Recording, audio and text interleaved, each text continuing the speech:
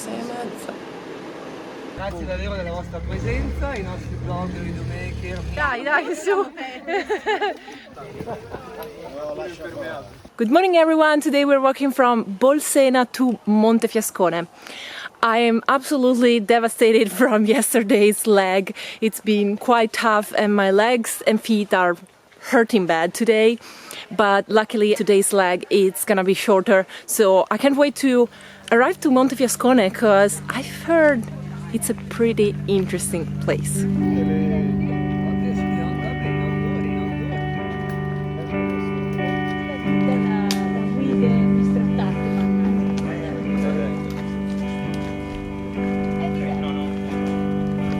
Io lavoro un po' in giro.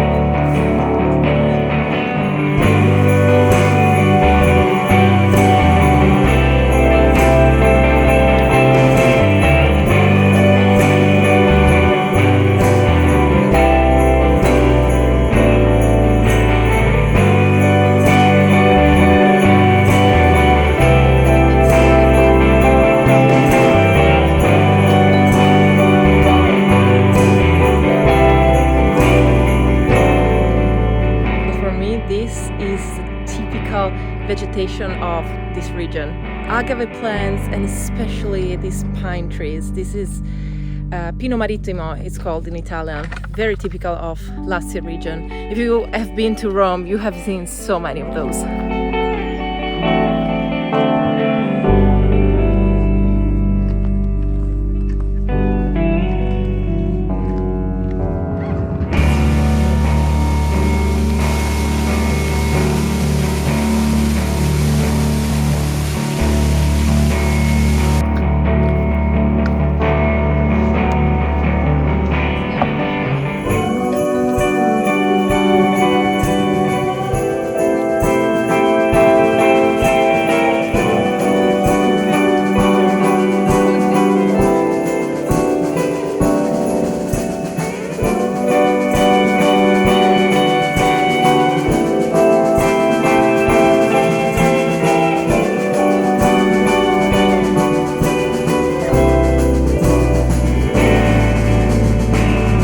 Some more Roman roads. This is the original one. This has 2,000 years old.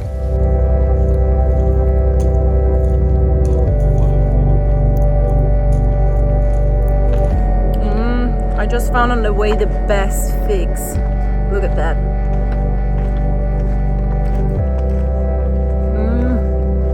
They're so sticky. Amazing.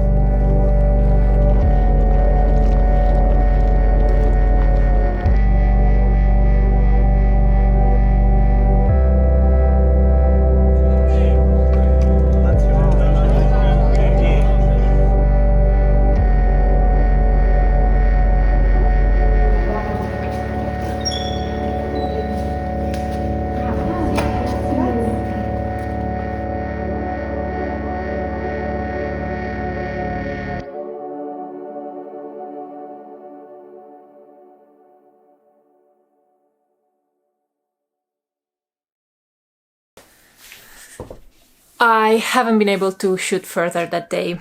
The previous leg took a pretty heavy toll on my feet. Usually towards half of the day, the feet and legs start to ache a little bit, but that day, in the morning, my feet and legs were still aching from the day before. So even if the leg was luckily short, it's been a true sufferance for me. And by the time that we arrived at the monastery, the place where we would have slept at night, I was in so much pain that I haven't been able to do anything else that day but laying down on the bed. I did manage to get some shots of the incredible view I had from my room's window, which is what you're seeing right now.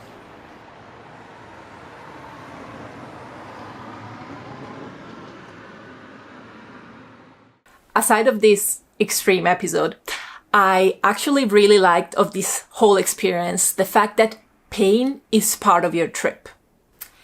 The first 3 days is almost inevitable to get a few blisters on your feet. In my everyday life, if I get a blister, I don't walk or I change shoes. During a walking trip, this is not possible. You have to keep walking on those blisters. Keep them clean to prevent infections and try to protect them from friction as best as you can. When your joints and feet ache at a few kilometers from your destination, there's not much you can do but keep walking. Being aware of the fact that everything eventually passes and the moment will come when you're gonna be able to lay down in bed and have that pain fading away with a good night's sleep. You cannot avoid pain during the Camino.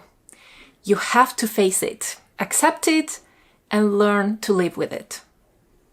This is just one of the many things that you learn through an experience like this.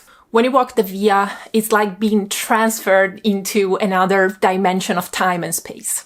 A dimension where you can't hide from yourself, where all the masks that you put on in your daily life drop down. When you're walking with the sun straight up on your head in the middle of a summer day, drenched in sweat, the last thought that comes to your mind is how your hair looks. When you have only half a bottle left and the next fountain is in 2 hours walk, you're busy to conserve that water without getting dehydrated.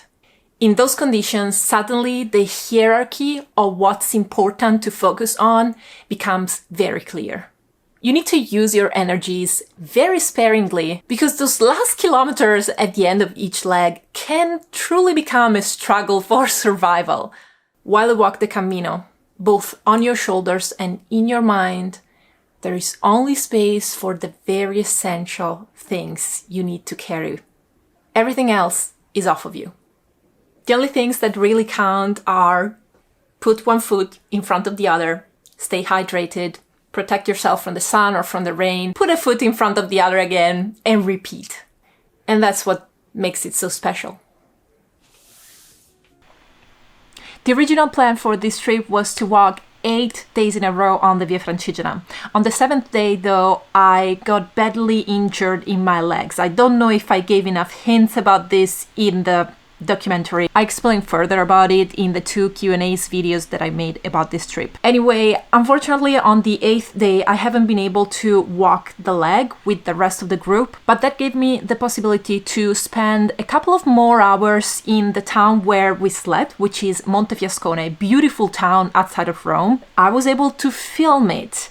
Then I took the bus and I arrived to my final destination, which is Viterbo, and I've had the time and the energies to film a little bit more of that city too.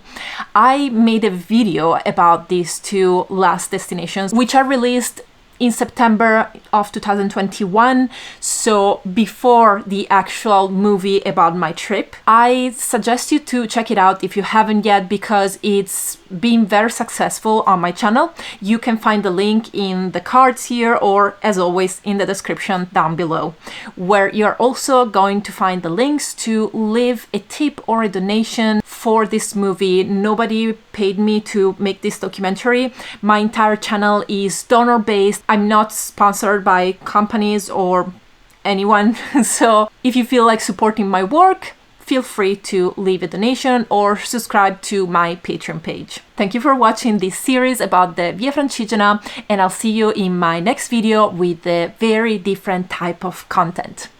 Bye.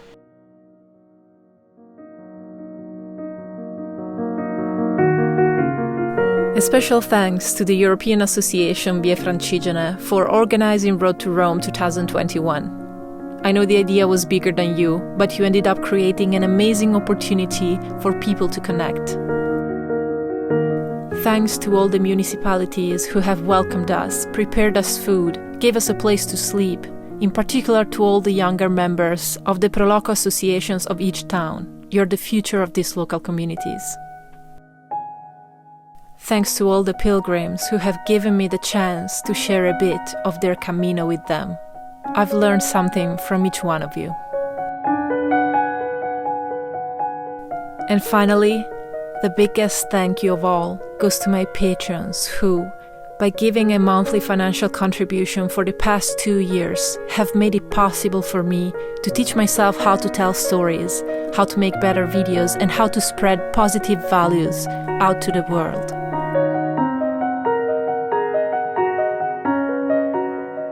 Thanks for believing in What a Shame, Mary Jane, and thanks for always providing me the support I need.